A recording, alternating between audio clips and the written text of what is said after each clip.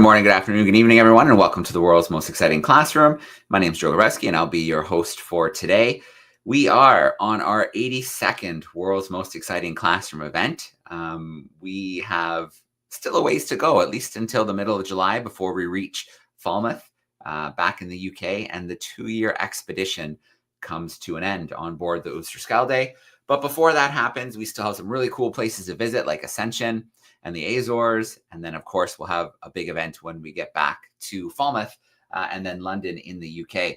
So I want to share my screen really quickly here and just give you an idea of where the ship is right now. You should be able to see that coming up. Let's make it a little bit bigger. Oops, there we go. If we back up on the map a little bit, you can see that we left several weeks ago, Cape Town, and then we made our way to St. Helena. From there, we spent a little bit of time. We explored the island. We met Jonathan, the world's oldest known living land animal. So they figure Jonathan's probably somewhere around 193 years old. Jonathan arrived to the island in the 1880s. And so there's pictures of him from that time. And biologists were able to look at those photos and say that at that time, he was a mature Seychelles giant tortoise, which means he would have been at least 50 years old. So they can put his birth date to sometime in the 1830s, meaning that Jonathan is somewhere around 193 years old, making him the oldest known living land animal, which is pretty cool. So a few days ago, the ship set sail from St. Helena and is making its way towards Ascension, a little dot here in the Atlantic Ocean.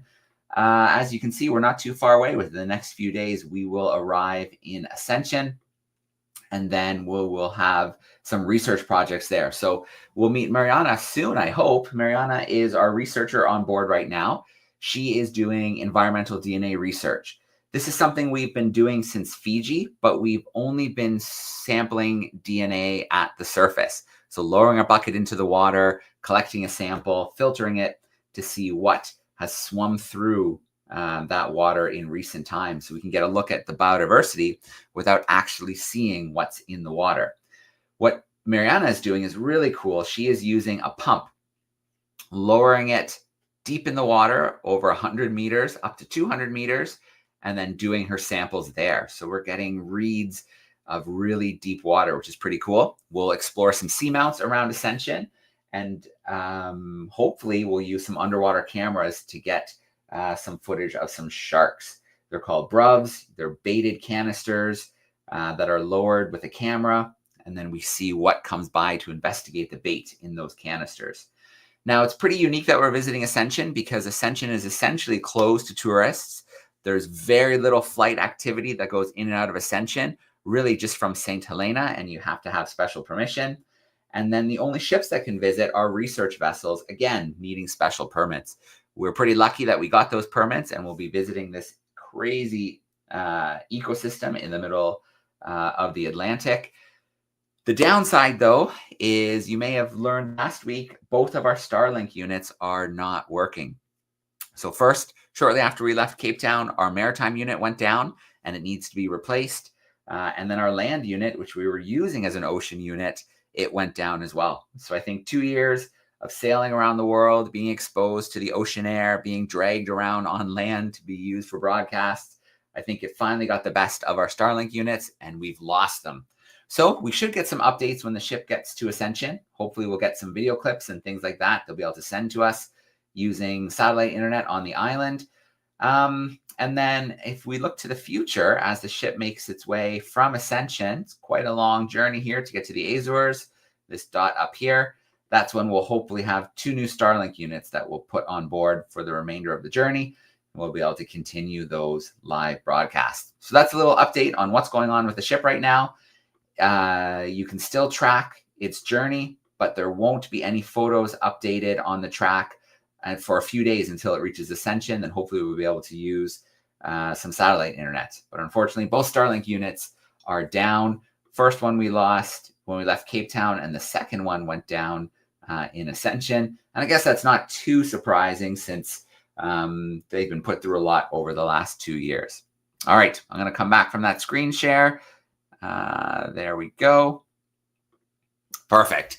So our plan for today, let's run it down really quickly. We've got experiment, the potato clock results to look at. We've got a brand new experiment to do in the classroom. It's based on our experience meeting Jonathan last week. We have an answer to last week's curiosity, and then we have a brand new curiosity of the week. In between that, we are going to check out a shark dive, a cage dive with bronze whalers that I did while I was in Gansbaai in South Africa. I've got some cool footage. We were able to broadcast that live to classrooms, so I can share the link if you want to check out that whole piece. And then our plan today was to have Jamal Galvies join us and talk manatees. But unfortunately, since I talked to him a few days ago, he didn't respond this morning, and I don't think he'll be joining us. I'll keep an eye backstage and see if something changes, but perhaps something came up. He is on call for emergencies when something happens with manatees, and him and his team have to mobilize and get in the field and see what they can do. So possibly that's what happened. Maybe there's a tech issue. I don't know for sure. But we always have backups, and we're always ready to go with something for the world's most exciting classroom. So last night, we had our 17th world's most exciting classroom for classrooms in Australia, New Zealand, and that part of the world. And our guest joining us last night was Euan Ritchie. He's a wildlife biologist and ecologist. He specializes in Australian native mammals. So he gets out into the field and looks for things like tree kangaroos and bats and wallabies and things like that. And he does different projects, different bits of research, and he's really interested in how they live their lives, but he's also interested in the conservation side of things. So I have a great clip from our event last night, hanging out with Euan, and it's going to be a really cool introduction to some of the awesome wildlife that you can find in Australia focused on the mammals. So just give me a second to get that queued up, and then you should see that coming onto your screen within the next 10 seconds or so. We'll spend a little time with Euan Ritchie. We've got Euan Ritchie joining us. He is a professor of wildlife ecology and conservation at Deakin University. So his research spans a range of fields, including behavioral, community, and evolutionary ecology. He looks at conservation biology, the landscape ecology, and wildlife management. And his focus is on Australia's native mammals. So I'm going to grab him from backstage right now. Here we go. Hey, Euan, how you doing? I'm good, Joe. How are you? Good, good. It's great to have you joining us, I believe, from Melbourne today. Yep. Very cool. We love doing these live connections. We love having live guests with us. And the ship was there back in November. We got to see some really cool mammals. We worked on some cool projects in the field, including one with platypus out in the New South Wales area. So that was pretty cool. And I think we had a really fun wallaby one as well, up kind of more northern New South Wales. We spent a little time with some koalas, so we got to see some good Aussie wildlife. Yeah. Excellent. Well, we've got a great group today. You'll be bombarded with questions in a little bit, but I know you have a little presentation to share with us today to kind of introduce us to some cool of what you get up to. Thank you. Thanks, Joe. All right.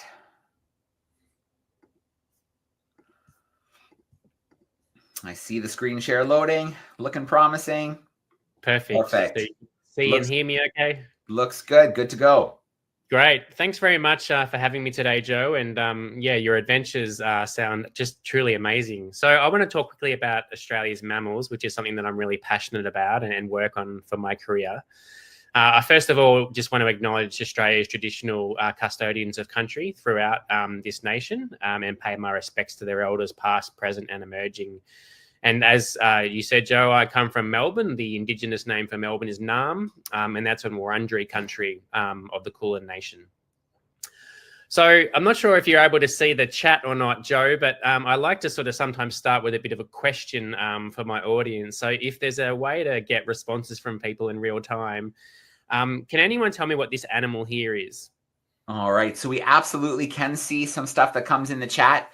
So as we see these pictures and you ask the questions, feel free to put some of those into the chat for us.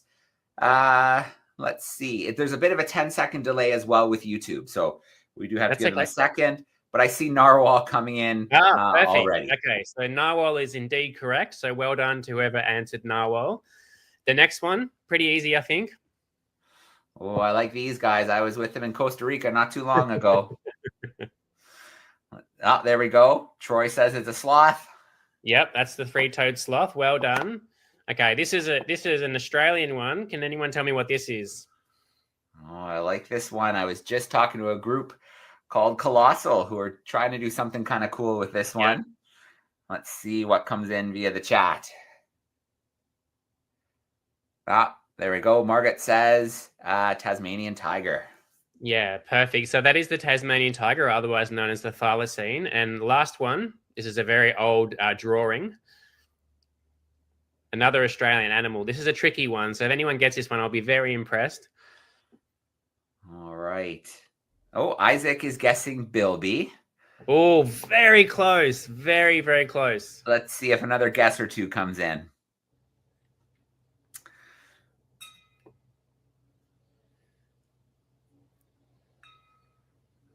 All right, I'll give you the answer. This one is the pig-footed bandicoot, which unfortunately is extinct. That's why it's a drawing, and that is actually in the same group as bilby. So well done to the person that guessed bilby, because it is very closely related.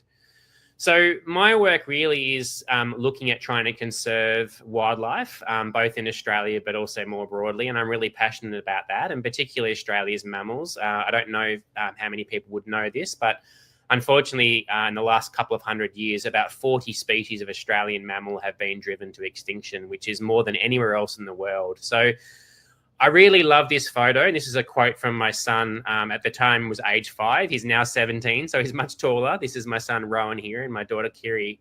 And we're looking at eclectus parrots in far north Queensland. And it's really, I guess, encapsulates what really drives me is that wildlife is loved by so many people and it brings people together. And that's really what I'm trying to dedicate my career towards, is trying to conserve wildlife.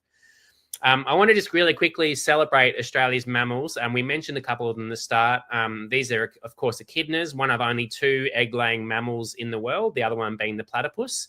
So these are, of course, monotremes. There's the wonderful platypus that we mentioned before. And I'm going to quickly whip through just some of the, I guess, well-known ones, but lesser-known ones. So koalas. We have many species of bats in Australia. So although we often think about marsupials in Australia, so that is mammals with pouches, a lot of our mammals in Australia are actually also bats. And just here's a few examples of those wonderful bats that we have. Marine mammals, of course, and you might have been lucky enough to see some marine mammals on your journey in the ship. This, of course, is a dugong, but we also have many other species, including, of course, dolphins, several species of dolphins, whales, and, of course, seals and sea lions. Wombats. Who doesn't love wombats, including, of course, the backwards-facing pouch. So here's a mother with her young in the pouch. So they're both having a bit of lunch at the same time. Wonderful animals. There's 3 species of wombat in Australia: the northern hairy-nosed wombat, the southern hairy-nosed wombat, and the common wombat, or otherwise known as the bare-nosed wombat. We have so many species of possums. This is a feather-tail possum that could fit in the palm of your hand, ranging up to much larger species like the brush-tail possum, which you might have even seen in cities if you are around Sydney and Melbourne and those places. Cuscus in far north Queensland, and we have gliding possums too that can basically, in some cases, glide more than 100 meters through the air between trees by using a membrane that's attached to the side of their body that they spread out and glide with. So there's gliding squirrels in some parts of the world, and we have gliding possums in Australia. This is the smallest possum that we have that's entirely dependent on nectar. This is the honey possum and the striped possum from North Queensland. The numbat. These are insectivorous and carnivorous marsupials, which the scientific name is dasyurids, including really small species like the long-tailed planigale, is only about 6 grams as an adult. I'm not sure if you were lucky enough to eat Tim Tam biscuits, I know, which are very popular with people, chocolate biscuits. One of those biscuits weighs 18 grams. So this is a third of a Tim Tam biscuit, this little amazing animal, the long-tailed planigale. Bilbies and bandicoots, I should say, and many Australian native rodents as well. So we often sometimes I think about mice and rats in a fairly unfavourable way. They get into our houses and they might cause problems, but we actually have a lot of beautiful, wonderful native Australian rodents in Australia. This is the black-footed tree rat. This is a hopping mouse. This is a heath mouse. So really, really wonderful Australian native rodents as well.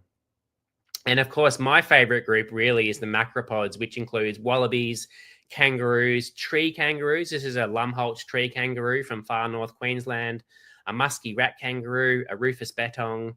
And these are just some of the extraordinary types of, wallabies and kangaroos that we have in Australia. So we're really, really lucky to have such a diverse array of fauna. And this is actually the species that I studied for my PhD research, the Antilopine wallaroo, which is found in northern Australia, and the males are sort of beautiful red color, and the females are smaller in body size and grey, and that's a young one that's dependent on the female there as well. So why do we care about our Australian mammals so much? Aside from them just being wonderful, and of course we should be conserving all species, they have really important roles in the environment. So as an example, this is the eastern barred bandicoot, much smaller than a house cat. We estimate from our research that these little animals can dig up the equivalent of 1 elephant's worth of soil every year. And by all that digging, that actually helps to increase the amount of water that goes into the soil, seeds that get trapped in the soil, which helps plants to grow more easily. So it really contributes to a much healthier ecosystem. We've also worked out that other species of bandicoots are quite adaptable to urban environments. So this is the southern brown bandicoot that can be found just in and around southeast Melbourne. This one's helping itself to a bit of dog food in someone's backyard. And we've been studying really how we can accommodate these animals better in really modified areas. So like really suburban areas here. And here's a little bandicoot living right on the side of the highway. So obviously in a bit of a perilous situation.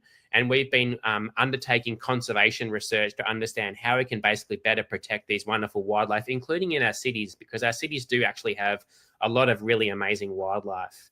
Another species of mammal that I'm really fond of, this is the spotted-tailed quoll. And we did research looking at what they eat. And one of the ways that you look at what animals eat is actually by looking at their poo. And I know that might sound icky to some people, but as scientists, we can learn a lot by doing that. And we actually worked out that these quolls eat a lot of rabbits. And in Australia, rabbits are not native and they cause a lot of environmental problems. And so we think that by actually trying to maintain more quolls, if we can, into areas, that might actually help us to address issues that we have with rabbits, which are a really big problem for the Australian environment and particularly plant species. I've also been really lucky to work outside of Australia. So this is in Papua New Guinea. I worked with friends of mine who run a conservation organisation called the Tenkili Conservation Alliance, and that took me to this really remote part of Papua New Guinea. You can see right up here in the top part of Papua New Guinea there, working with local communities where we put out camera traps to look for really important wildlife. So here's us setting up camera traps. Here's me wearing my hat. And we're setting out camera traps. We put out peanut butter and honey and oats in these kind of balls, and we put them out in front of these cameras. There's a camera strapped to a tree here. As the animals walk past, that collects images, and we can tell what wildlife are in those areas. And we managed to record critically endangered species. So this is the Waimang or golden mantle tree kangaroo hopping off. There's only a few hundred of these left in the world. There's several thousand giant pandas left in the wild, just to put it in perspective. So, we know that pandas, of course, are in trouble. These animals are even rarer. So it's really, really important that we can collect information and, again, also hopefully contribute to their conservation. This is another really rare species. Here's a bit of camera image stitched together. This is called the Tenkili tree kangaroo or Scots tree kangaroo. And prior to our work, this animal had never been recorded using cameras before. So pretty exciting research that I was a part of.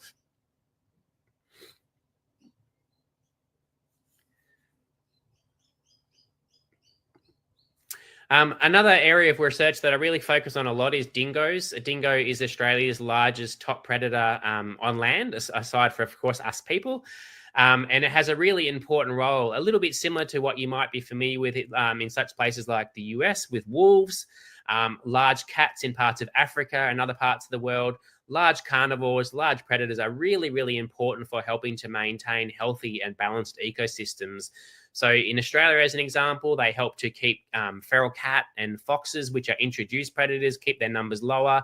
That helps other animals that are eaten by cats and foxes.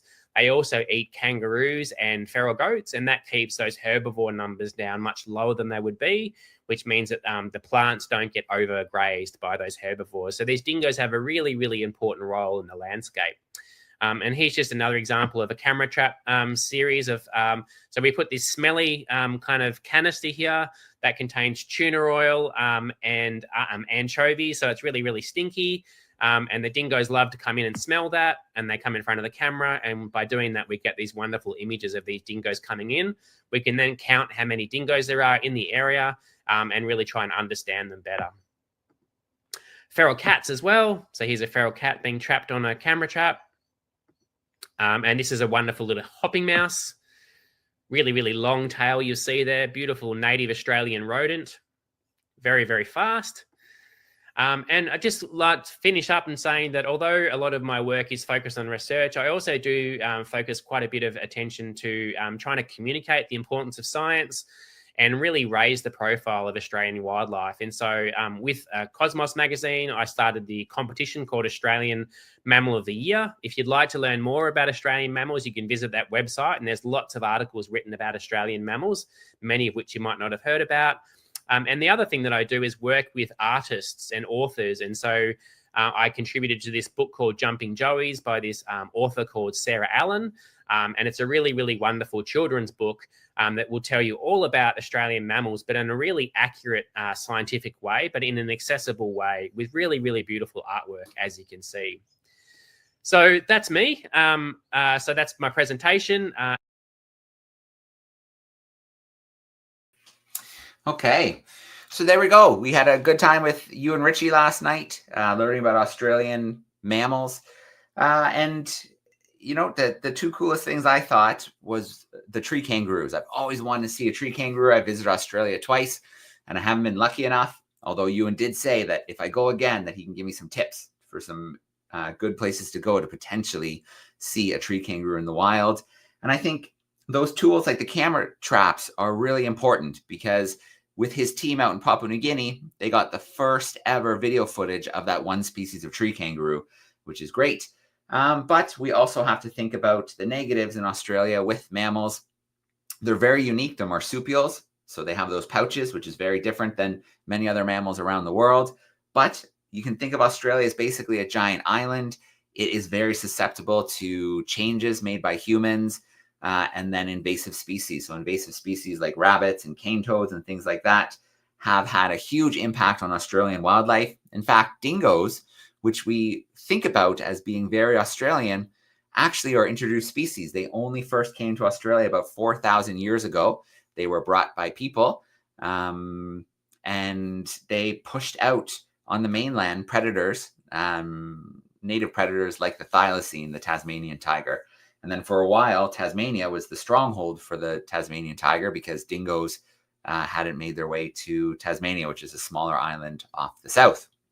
Okay, well, again, a shout out to Euan. Thanks so much for being with us in the world's most exciting classroom. We are going to look at our experiment from 2 weeks ago, the potato clock experiment. Can you power a clock with nothing more than potatoes? We are about to find out.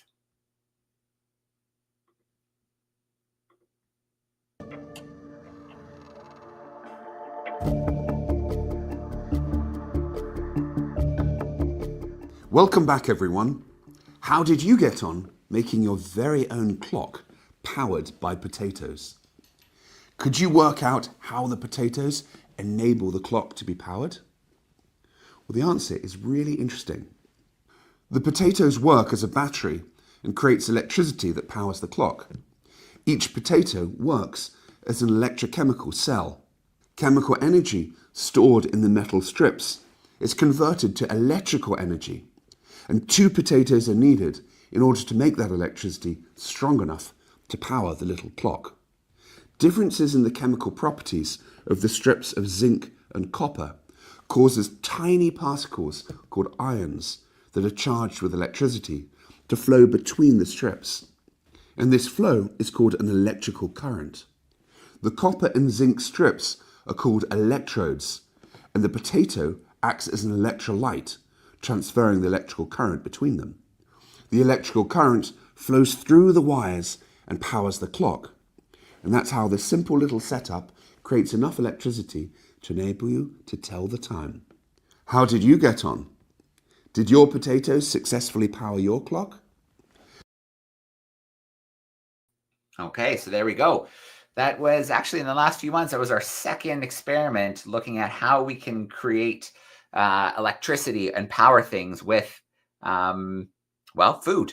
So we had lemons a few weeks ago, and we were able to use those lemons in a chain to power an LED light. And then there we go. That was a great example of using those potatoes to power a clock. So you can find kits online for those potato clocks and for those lemon lights. You can find kits online on Amazon around $10. So if that's ever something you want to try in the classroom or try at home, it is very easy to get your hands on those kits. So we have a brand new experiment, and it looks at island gigantism and dwarfism. So why is it that sometimes on islands we get species that grow really large, or sometimes species that remain very, very small? And so this was inspired by Jonathan. So meeting Jonathan last week. So I think what I'll do is I'll play the little video with some footage of Jonathan. So it's only about 4 minutes long. And then I will play the new experiment that you can try in your classroom to look at why it is that things can be really big or sometimes really, really small on islands. So let's take a look at our little clip from Jonathan on St. Helena, and then we will take a look at the new experiment. Welcome everyone to the beautiful island of St. Helena in the South Atlantic. My name's Stuart McPherson. I'm the founder and project leader of DARWIN200, and it's an absolute pleasure to bring you to this beautiful island. Look, I'll do a quick 360. The main town of the island is up through that fortification there, through that gate. For 500 years, ships have been using this beautiful island as a victualling station to resupply, to get fresh water, to get fresh food, and to get fresh supplies. And we are incredibly lucky. The DARWIN200 ship, Oosterschelde, is right out there. Can you see it just over there? That's our ship. Obviously, we're nearly 2 years into our global voyage, and it's just a pleasure and an honor to be coming to this very, very special island. Well, for those of you that don't know, St. Helena is a very important place. It has literally hundreds and hundreds of unique species of animals and plants. In fact, it's sometimes even called the equivalent of the Galapagos in the Atlantic.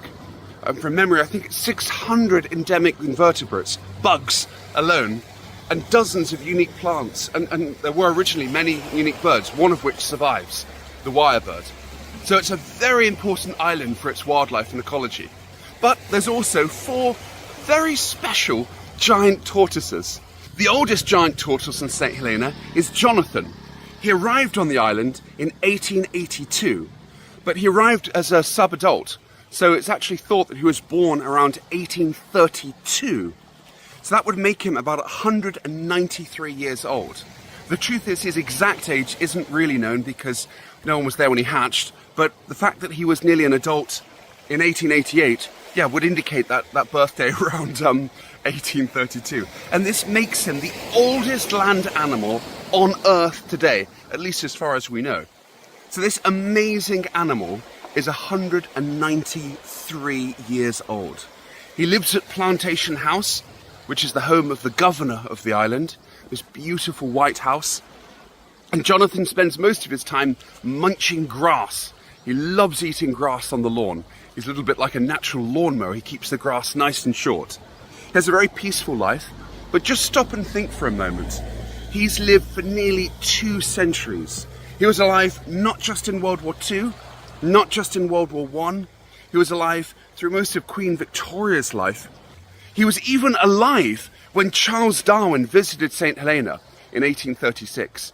Okay, he wasn't on the island at that time, but Jonathan was actually alive. He's a contemporary of Charles Darwin. Remember, he was born in 1832, and Darwin came to St. Helena in 1836. So their lives really overlap, and in fact, Jonathan was alive for most of Charles Darwin's life. Well, Jonathan isn't the only giant tortoise here on beautiful St. Helena. There's actually 3 other tortoises. Emma, who's 56, David, who's also 56, and Frederick, who's 53. So these guys are quite young. These 3 tortoises are actually quite young by tortoise standards. Frederick has a bit of an interesting story. He was originally brought to St. Helena hoping that he might be a mate for Jonathan or one of the other tortoises, and he was thought to be a girl called Frederica. But when he actually arrived on St. Helena, it turned out that he was a boy. So he became Frederick instead of Frederica. David's a really lovely tortoise.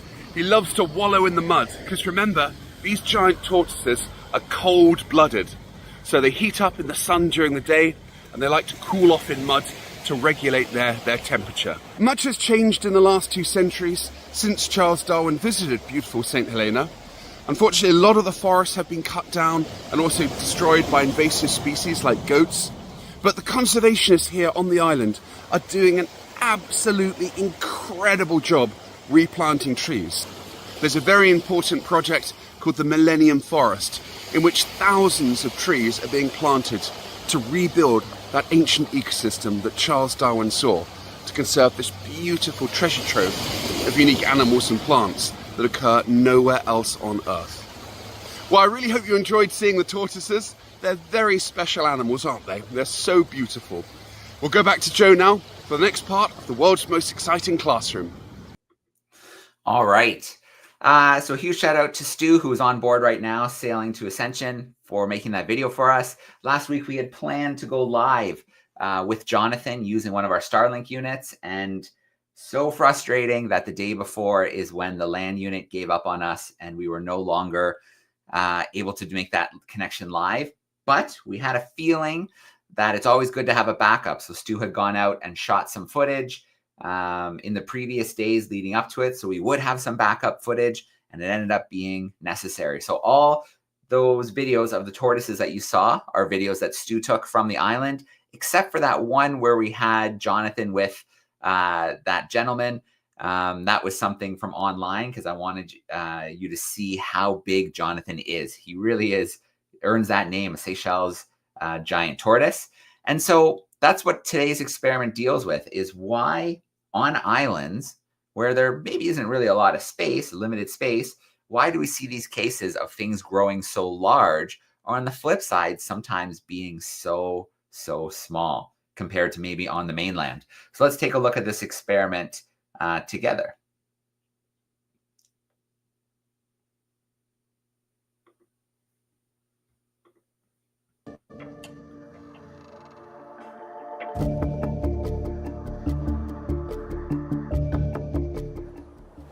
In last week's activity, we looked at the processes that drive natural selection, the factors that explain why the Darwin finches have beaks that differ in their shape and their size. Well, this week, your task is to take that thinking one step further and think how and why animals change on islands.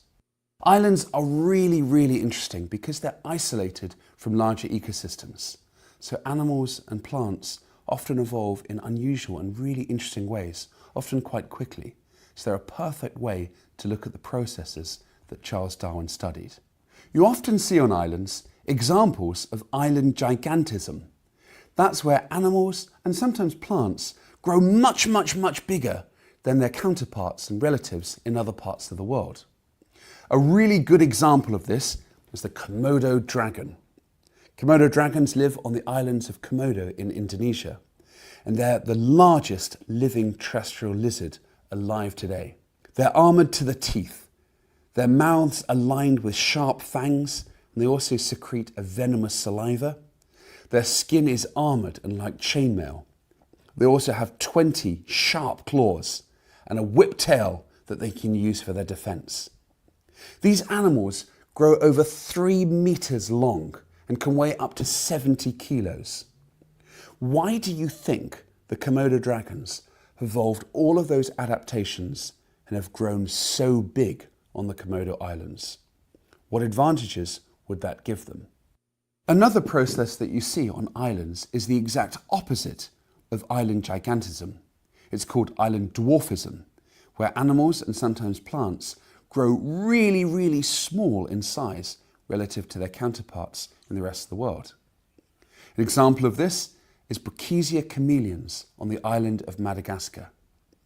This group of chameleons are known for being tiny. The smallest can be just 3 centimeters in length. It's incredible looking at these little guys to think that they have a beating heart, blood vessels and bones in their tiny, tiny bodies. They often live at the base of trees. Why do you think the Komodo dragons have grown so big on Komodo? And why do you think the Brachysia chameleons have grown so small on the island of Madagascar? Fill in the PDF on the DARWIN200 website and send in your answers within 2 weeks to info@darwin200.com. Tune in 2 weeks' time to find out the winning answers and see if you've won. Good luck and see you next time. Okay. So that experiment, 2 years ago, we ran that for the first time, and we challenged classrooms to think about why things can grow so big or sometimes so small on islands compared to, similar related species on the mainland. And I thought this was a good time to bring it back because we just met Jonathan, a giant tortoise living on St. Helena, originally from the Seychelles, which are an island group in the Indian Ocean, so part of Africa. And so I think it's really relevant to think about how things evolve differently, what kind of pressures there are on islands, and why it would be a good adaptation to grow really large or remain really, really small. So 2 weeks to think about that, do a little bit of research in your classroom, and then send in your best answers to classroom@darwin200.com, and we will have some prizes for classrooms. Classroom@darwin200.com. So what I'd like to do now is share some really cool footage and information from a cage dive that I did in Gansbaai with one of our conservation partners, where we had 2 Darwin leaders spend time. One worked on penguins and one looked more at sharks in the area. So Marine Dynamics is an incredible organization. They are pioneers in bringing people out to experience ocean wildlife, including the Big Five. So we all hear about the Big Five on land, but there's a marine Big Five. And the marine Big Five is the African penguin, it's sharks, it's dolphins, it's whales, and it is the fur seal. So those are the ocean or the marine Big Five.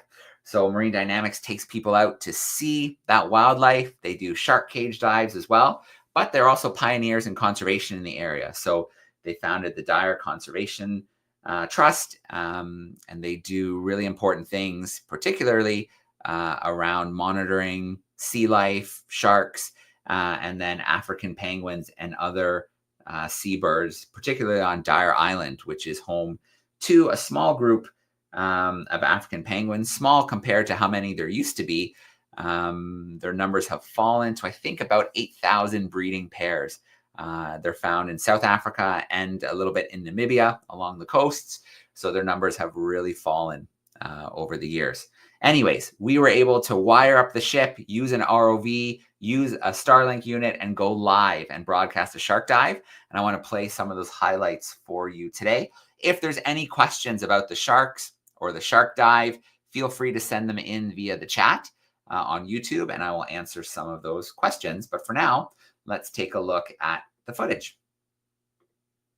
Exciting classroom. My name is Joe Grabowski, and I'll be your host for today. If you tuned in this morning, you know that I was on Dyer Island with the South African penguins. We had a great event live from the field with Luando. And now we have changed venues. We are still hanging out with the incredible team at Marine Dynamics, Shark and Whales Tours. And we are now out on the open ocean, and we are going to do a shark dive. So we got a lot of technology going on here right now with this world's most exciting classroom event. We are in Gansbaai, about 2 hours or so from Cape Town, where the Oosterschelde is at the V&A waterfront. And we have our ROV hooked up. We've got me here on the boat. And what we're going to try and do is head underwater where we have some bronze whalers waiting for us. So we're going to do our best to broadcast this live to you right now. So what that means is I'm going to make a few switches here. You're going to see my camera switch a little bit. And I'm going to get right into the water because we don't want to mess around. We've got stuff happening, so we want to be there for it. So the screen might go black to start. Oh, no, there we go. It's going right to the ROV. So the ROV is there waiting for me.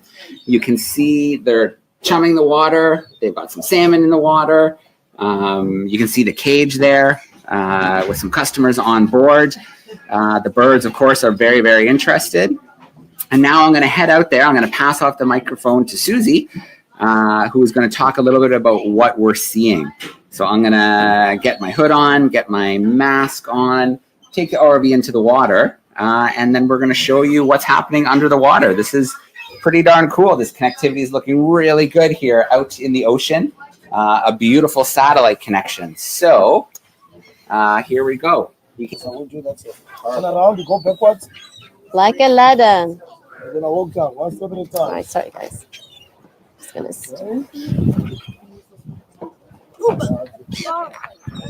Okay.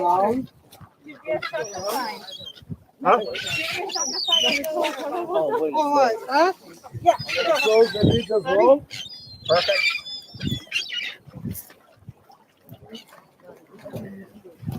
Beautiful. And as I said, oh, this is a big female. Large female, guys, with a few of those bite injuries that could be mating wounds.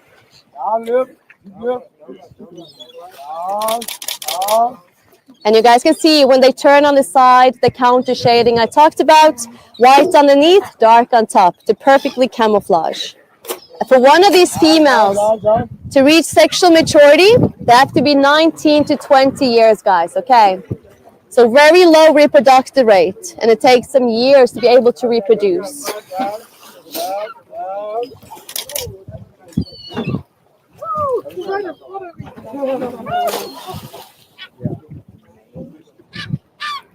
Also a big female again. And there you can see those bites on the back there.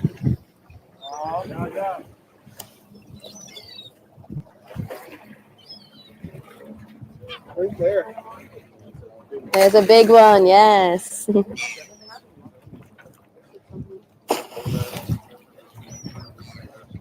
Earlier, all the small fish here is mullets. All the small fish.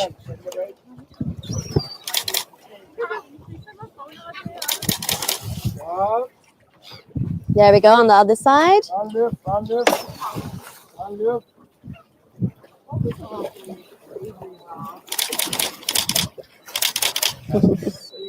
So as I mentioned, they have small hook teeth. So the thing is, if they do get a hold of the bait line, it normally just glides straight through. Okay, they can't really get a good grip. There we go, by the bait.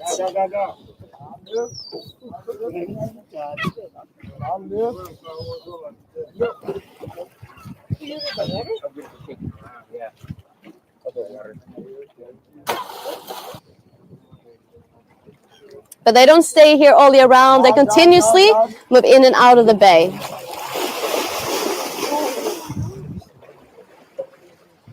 And you see the bait is still there.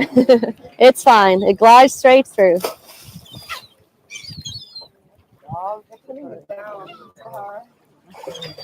And also, guys, if you didn't know, these sharks continuously have to move to stay alive. It is called REM ventilation, and that is to get oxygen flow floating over their gills. That is how they stay alive, guys. Yeah, that's a juvenile.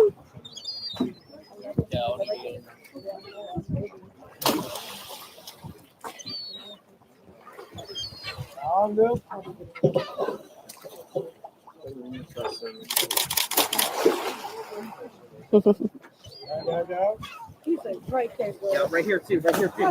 So also with the smaller sharks we see here, guys, they have a very low growth rate. Takes them years to reach that size. So the smallest one ever around can still be over 5 years of age. That's our male again, guys. You see that bite on the top there. And he has claspers. That is the reproductive organ, guys. we go. Down, right. Beautiful.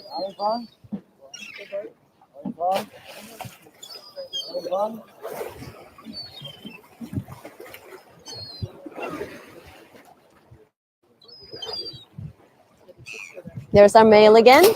And this is a large male, okay. Of course, female sharks, they grow larger and heavier than the males, but this is quite a nice size when it comes to being a male. Are you guys still okay in there? You're good? All right, good. Yeah, look at that one. Also mating wounds on that female. You see the bite injuries.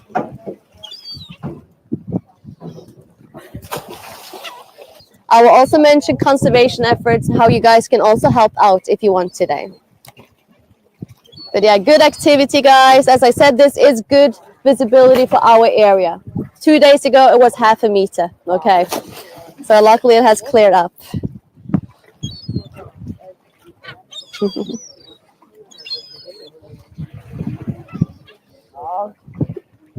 There is a juvenile. 4 sharks, and the seals are 4, 6, 7. All right, so I just counted 7 sharks right here now. All right. And there's a female again with those mating injuries.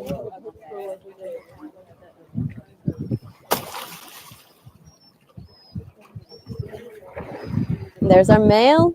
Yeah, it's a very nice sized male. And you can see, everyone, how quickly the sharks can turn and move. That is because sharks don't have a bony skeleton. They're fully cartilaginous, okay? So that's why they're so flexible.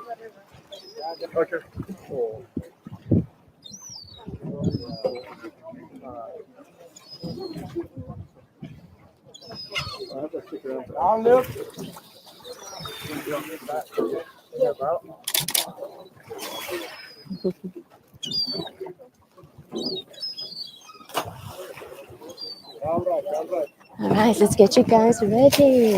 Okay, so one arm, head down. Okay. Let's see it. One arm, head down.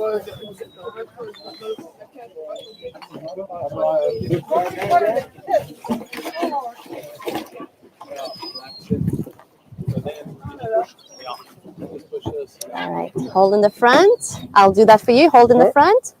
There we go. Perfect.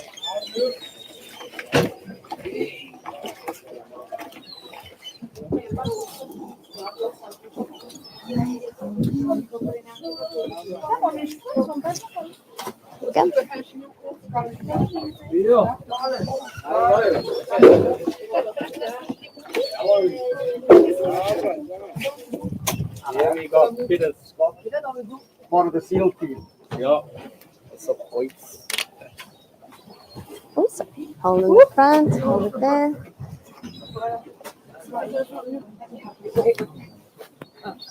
Oh, I hope you enjoyed that live experience. It was amazing to be in the water with the bronze whalers. Everybody around was pretty excited to have a chance to see them. Experiences like this are so important for people to be able to come out, experience the ocean, see these amazing sharks, realize some of the myths and stories we hear about them aren't true, and to realize that they're actually in a lot of trouble. We're removing upwards of 100 million sharks from our oceans every single year.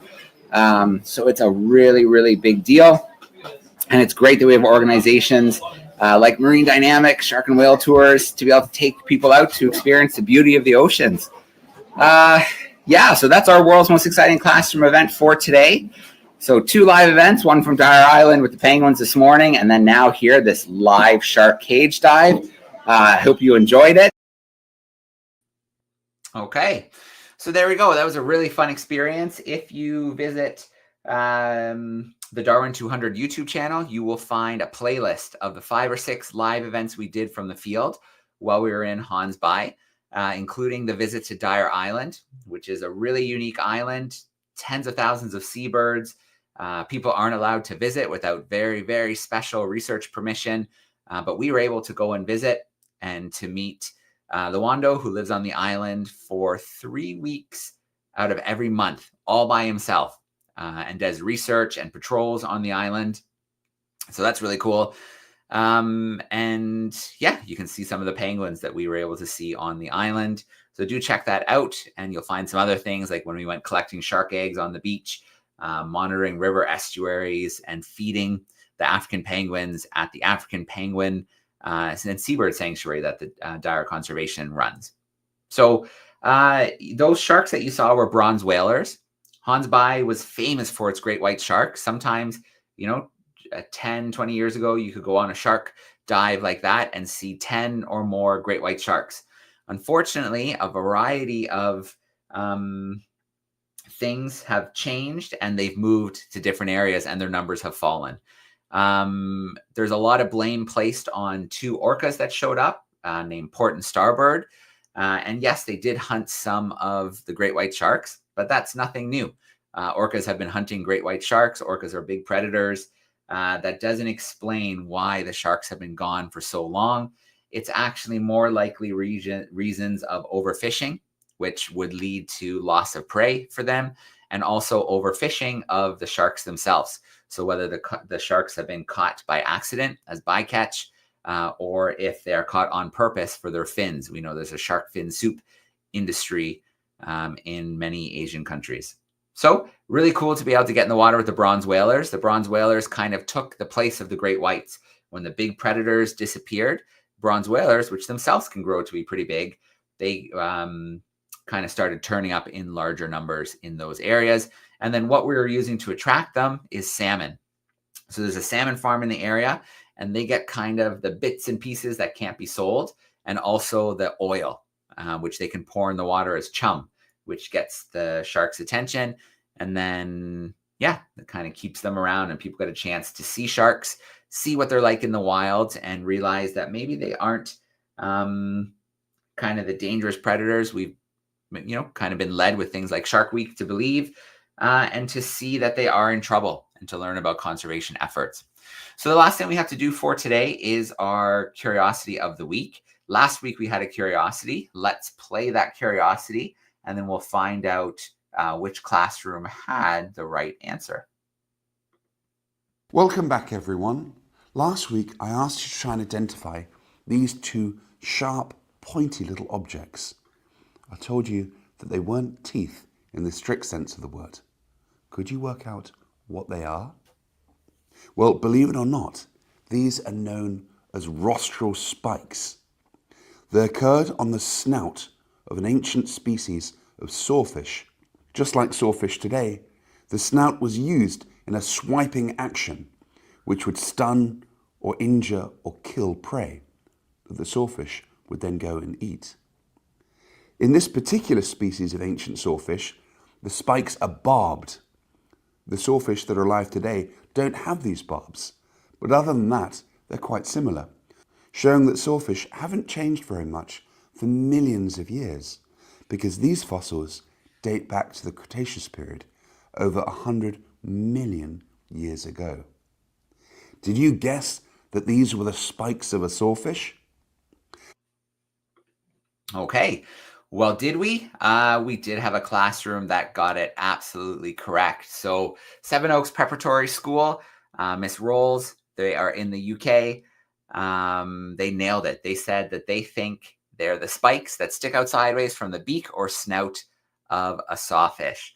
So initially they were guessing teeth, but as Stu said in the video, they are not teeth. So those spikes on the rostrum, or the front of the head, that long protruding, I don't want to call it a snout, but it is scientifically a rostrum, the term for it. They aren't used for chewing, they aren't used for eating, but they are used to slash around in the water to stun or wound prey, and then they can eat them in their mouth, where they do have actual teeth. So very, very cool. The spikes from the rostrum of a sawfish, but in this case, an extinct species around the time of the dinosaurs. So congrats to our crew in Kent in the United Kingdom. Last thing we have to do is a brand new curiosity, and this one I have here with me in my office. This is going to be a tricky one, so I'm really excited to see what kind of guesses come in. but I will hold it up here for the camera. Let's see, best way to describe it. It's pretty hard. For the size that it is, it's got a little bit of weight to it. You can see on this inner part, it's got this white coloring, where on the outside, it's a little bit dirtier. You can see that it's layered. You can see some of these layers are starting to split. Maybe I'll give you a couple more clues in that it is not a mineral or a rock or anything like that. It is associated with a living thing. So maybe that's the 1-2 clues that I will give you. But we want to see what you think this is. Send your best guesses to classroom at DARWIN200.com, classroom at DARWIN200.com. There it is up there on the screen for you. And then, yeah, we'll see what kind of guesses come in. We'll see if anyone's able to get the right answer. Maybe I'll put it back up on the screen one more time here. So there is our curiosity, a few more different angles. This is the inner region. You can see it's a lot cleaner, more of a white color. And then the outer region is a lot dirtier. So there we go. That is our curiosity for this week. The last thing we have to do is what we always do, is a shout out to our sponsors, supporters, partners, without whom we wouldn't be sailing around the world, broadcasting the world's most exciting classroom, bringing young Darwin leaders out to the different ports. And then we wouldn't have our Explorers Club researchers coming on board various legs to do things like deep water eDNA research. Very exciting. It's the first time that this has ever been done along the coast of Africa and Europe. So we're collecting baseline information that scientists can use going forward in the future to see how things change. And this info could also help inform marine protected areas, the size they need to be to preserve the most amount of biodiversity. Shout out to the classrooms who joined us live. Shout out to those who are going to tune in later. Hopefully we'll be able to get Jamal in an event with us before July. He's a great guy. He does really important, exciting work around manatees. So there must be a good reason why he couldn't join us today. It could very well be connectivity, or it could very well be that he was called into the field to make a rescue. We will find out. But for now, have a great weekend. Have a great rest of the week. We'll see you back here Thursday, and we'll sign out for now. Thanks, everyone.